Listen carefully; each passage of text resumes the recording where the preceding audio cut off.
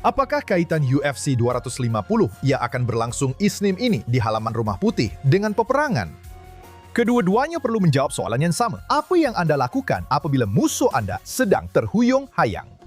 Dia belum kalah, dia belum menyerang lagi, dan dia juga belum musnah, tetapi dia sedang berdarah. Dia rasa terasing, dia keletihan. Anda boleh lihat peluh mengalir dari badannya, dan dia sedang berusaha untuk terus berdiri. Adakah Anda berhenti pada saat itu? Adakah Anda mengistiharkan kemenangan dan pulang? Atau adakah Anda habiskan pertarungan itu? Sejarah penuh dengan negara-negara yang memenangi pertempuran, tetapi mereka kalah dalam peperangan karena mereka berhenti satu langkah terlalu awal. Orang Rom pernah melakukan hal yang sama terhadap Carthage. Pihak bersekutu pernah melakukan hal yang sama terhadap Jerman. Kedua-dua kali mereka percaya ancaman itu telah dineutralkan, dan kedua-dua kali mereka silap. Hari ini, Iran berada dalam kedudukan yang sangat mirip dengan detik-detik dalam sejarah itu. Proksi-proksinya telah dihancurkan. Ekonominya, seperti yang kita tahu, berada di bawah tekanan yang amat hebat. Program peluru berpandu balistiknya telah mengalami kemunduran besar. Dan infrastruktur nuklearnya telah rosak teruk. Kita tahu kedudukan strategiknya di seluruh Timur Tengah lebih lemah daripada yang pernah dilihat dalam beberapa dekade kebelakangan ini. Tetapi inilah soalannya. Jika Iran dibenarkan untuk terus bertahan dalam keadaan ini, adakah kita akan meraihkan keamanan? Atau adakah kita hanya membuka jalan kepada perang seterusnya? Mari kita kembali 2200 tahun yang lalu. Perang Punik pertama antara Rom dan Kartago berlangsung dari tahun 264 hingga 241 sebelum Masehi. Itu selama 23 tahun. Ia merupakan salah satu perjuangan terbesar dalam dunia purba. Kini, Rom telah menang. Carthage terpaksa menyerahkan wilayahnya. Mereka membayar pampasan yang besar. Tentara laut mereka sebagian besarnya telah dimusnahkan. Ekonomi mereka telah rosak. Bagi ramai orang Rom, ancaman Carthage kelihatan telah berakhir. Tetapi Rom telah melakukan kesilapan besar. Mereka membiarkan Carthage terus hidup. Mereka membiarkan struktur kepimpinannya kekal. Mereka membiarkan budaya ketenteraannya kekal. Dan yang paling penting, mereka membiarkan cita-citanya kekal. Mereka juga membiarkan satu generasi muda Kartagin yang bertekad untuk membalas dendam atas penghinaan mereka. Salah seorang daripada pemuda itu ialah Hannibal, salah seorang jenderal terhebat dalam sejarah ketenteraan. Sementara Rom sedang meraihkan kemenangan, Hannibal bersiap untuk membalas dendam. Selama hampir 20 tahun dia membina semula Kartago. Dia tidak melakukannya secara terbuka, dia tidak melakukannya secara dramatik. Dia mempunyai kesabaran. Dia melakukannya dengan sangat sistematik, berorientasikan jangka panjang. Kemudian datanglah Perang Punik kedua. Hannibal menyeberangi Alps dengan gajah pada kali ini. Beliau memusnahkan tentara Rom di Trebia, di Tasik Trasimene, di Cannae. Seluruh tentara Rom lenyap dari peta. Rom hampir musnah karena Carthage lebih daripada mana-mana masa dalam sejarahnya. Dan pengajaran sejarah untuk para pemimpin tentara dan ahli sejarah ialah perang pertama tidak menamatkan ancaman itu. Ia hanya menangguhkannya. Rom akhirnya menang karena ia mengambil pengajaran itu dan kembali untuk memusnahkan Carthage serta memusnahkan mereka secara kekal dalam Perang Punik ketiga.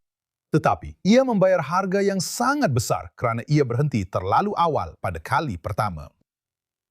Sekarang, mari kita maju ke hadapan 2000 tahun. Mari kita pergi ke tahun 1918. Jerman kalah dalam Perang Dunia Pertama. Kaiser Jerman sudah tiada dalam gambar. Ekonominya benar-benar hancur. Tentara dihadkan. Dan kini, datanglah para pemenang dengan perjanjian Versailles dan mereka mengenakan hukuman yang sangat besar ke atas Jerman. Ramai pemimpin percaya Jerman telah diaktifkan untuk beberapa generasi, tetapi Jerman sendiri tetap utuh. Asas perindustriannya telah mundur, tetapi ia masih kekal. Asas saintifiknya masih kekal. Identiti kebangsaannya masih kekal. Paling penting, rasa tidak puas hati dan penghinaan Jerman masih kekal. Ya, benar, Versailles telah melemahkan Jerman, tetapi ia tidak mengubah Jerman. Sama seperti Rom selepas Perang Punik pertama tidak mengubah Carthage. Perang Dunia Pertama tidak menghapuskan ideologi yang telah mendorong konflik itu. Ia hanya menangguhkan bab seterusnya. 20 tahun kemudian, seperti yang kita tahu, Adolf Hitler muncul. Jerman sudah pun membina semula. 20 tahun kemudian, Jerman sudah pun membina semula. Mereka sudah pun mempersenjatai diri semula.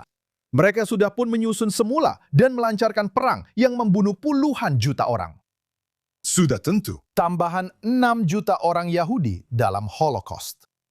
Musuh yang telah dikalahkan tidak semestinya musuh yang telah berubah. Sebenarnya, kadang-kadang kekalahan mencipta keadaan untuk membalas dendam. Sekarang, mari kita lihat Iran. Selama bertahun-tahun, Iran membina apa yang ramai orang panggil sebagai lingkaran api di sekeliling Israel, termasuk Hamas, Hizbullah, milisya Syiah di Irak dan Syria.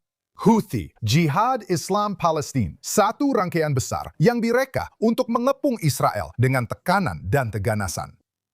Sekarang, 7 Oktober sepatutnya menjadi pada pandangan mereka permulaan kepada realiti serantau yang baru tanpa Israel. Sebaliknya, perkara yang bertentangan berlaku.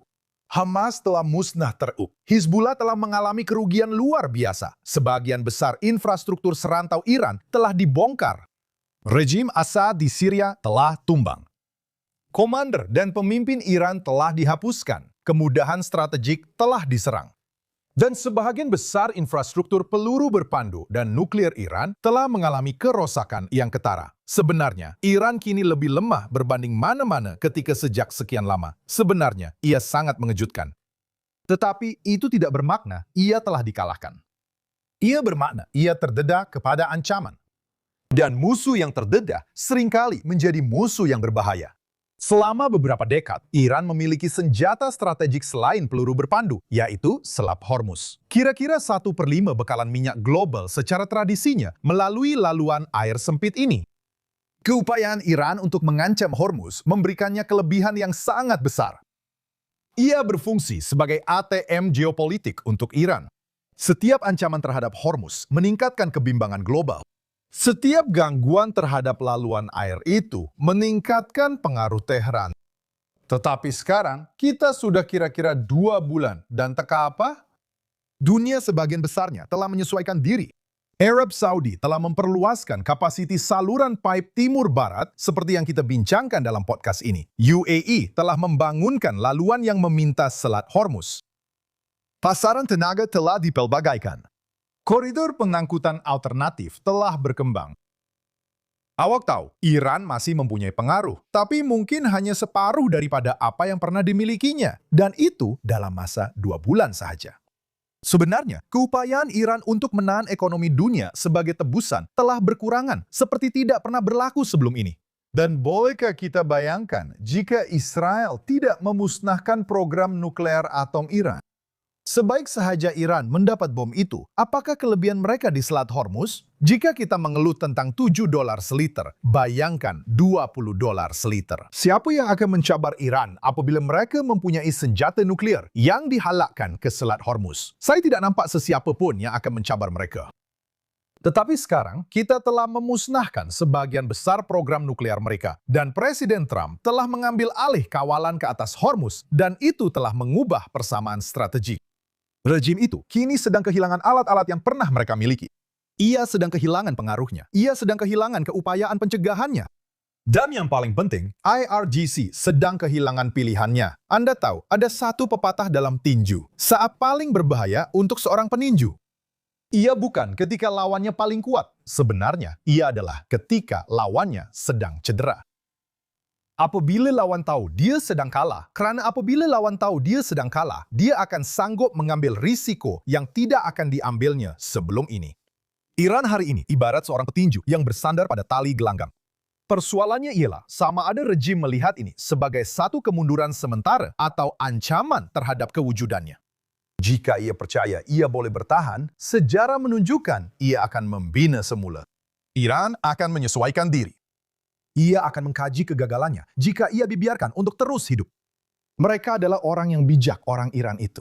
Mereka akan bentuk semula ketenteraan mereka. Mereka akan memperbaiki program peluru berpandu mereka.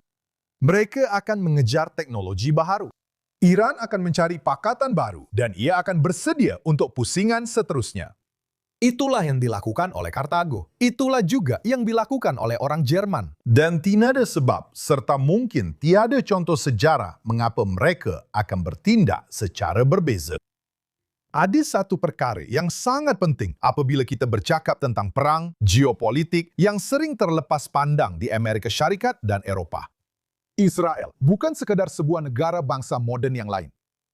Israel tidak diasaskan pada tahun 1948.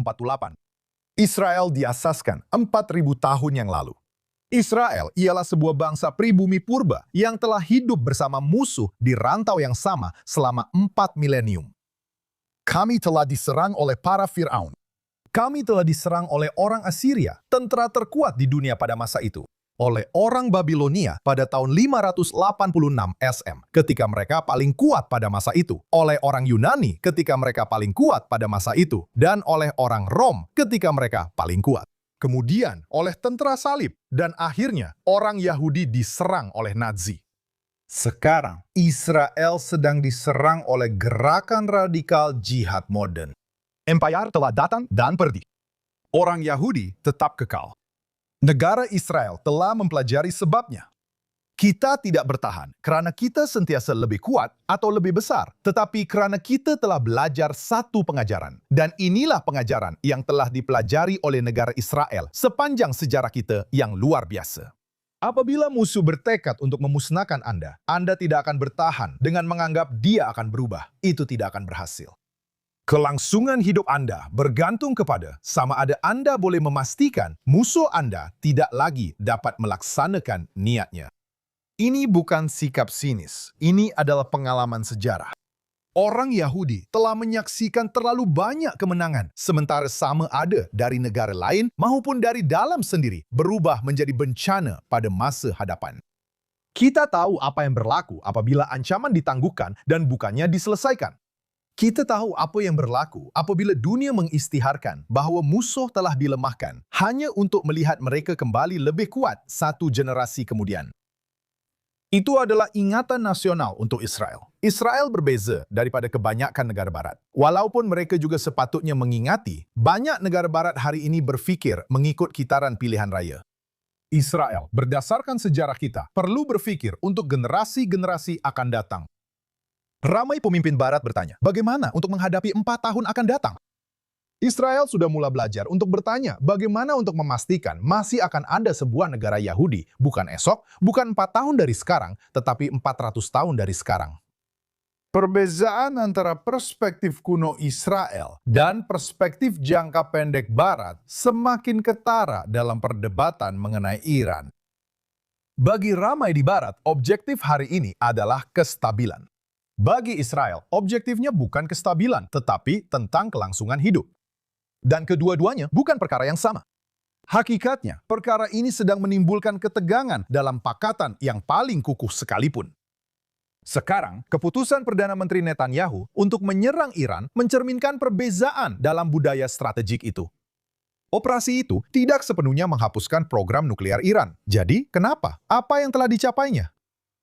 Ia tidak sepenuhnya menghapuskan program peluru berpandu Iran, tetapi ia menghantar satu message kepada Tehran, satu message kepada rakan-rakan Israel, dan yang paling penting, satu message kepada Israel sendiri. Bahwa Israel tidak akan menganggap orang lain akan menyelesaikan ancaman kewujudan kami. Kita tidak boleh membina masa depan berdasarkan jaminan daripada mana-mana kerajaan lain, tidak kira seberapa mesra mereka sekalipun. Israel mesti semakin membangunkan keupayaan untuk mempertahankan dirinya sendiri. Ini telah menjadi kenyataan sejak tahun 1948.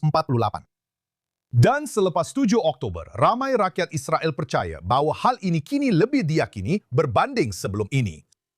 Orang Rom beranggapan bahwa Carthage telah tamat riwayatnya. Pihak bersekutu beranggapan bahwa Jerman telah tamat riwayatnya.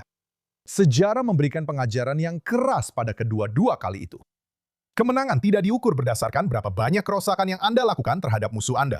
Kemenangan diukur dengan satu perkara, yaitu sama ada musuh masih mampu untuk kembali. Hari ini, Iran lebih lemah berbanding beberapa dekad lalu, dan empire serantau mereka telah dihancurkan. Alat strategiknya telah berkurangan. Proksinya telah dilemahkan. Program peluru berpandu dan nuklearnya telah mengalami kemunduran besar. Persoalan yang dihadapi Israel dan dunia bukanlah sama ada Iran telah terjejas. Memang ia telah terjejas. Persoalannya ialah sama ada Iran telah berubah.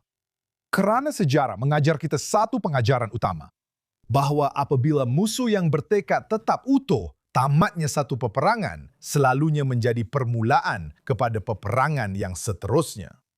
Terima kasih kerana menyertai saya dalam episod podcast True East kali ini.